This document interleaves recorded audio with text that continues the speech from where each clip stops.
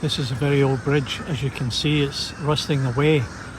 I wonder how long it will stay up there. And it's used for the railway, or it was used for the railway. Anytime I've passed, it has not been in use. Anyway, it's a spectacular piece of structural engineering. And all those concrete weights, you can see where they've cracked.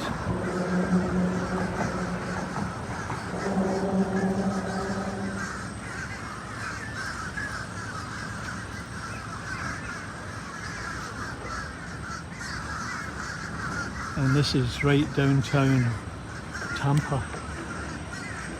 All those rivets.